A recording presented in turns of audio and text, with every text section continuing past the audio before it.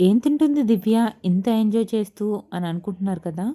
ఇది పాస్తానో, లేకపోతే పిజ్జానో, లేకపోతే ఇంకేదన్నా ప్రాసెస్డ్ ఫుడ్ కాదండి.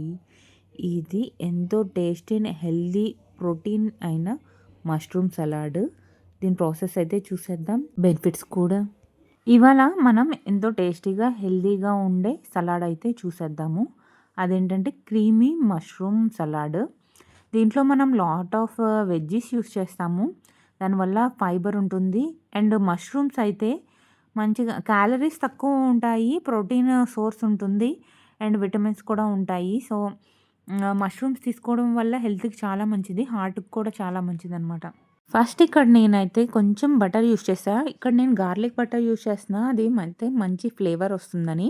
వెజ్జీస్ మీ ఆప్షన్ అండి. నేను ఇక్కడ క్యారెట్, క్యాబేజ్, క్యాప్సికమ్ ఫ్రై చేసుకున్నా. జస్ట్ స్టిర్ ఫ్రై లాగా చేసుకున్నా. ఆ తర్వాత మష్రూమ్ కట్ చేసుకొని వాటిని పక్కకి తీసేసుకున్నా ఫస్ట్ వెజ్జీస్‌ని.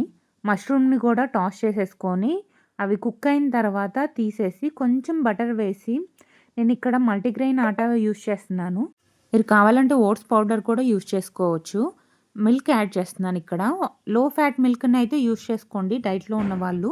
దీంట్లో కొంచెం salt, oregano and chilli flakes add చేసుకోండి. ఫ్లేవర్ చాలా బాగా వస్తుంది.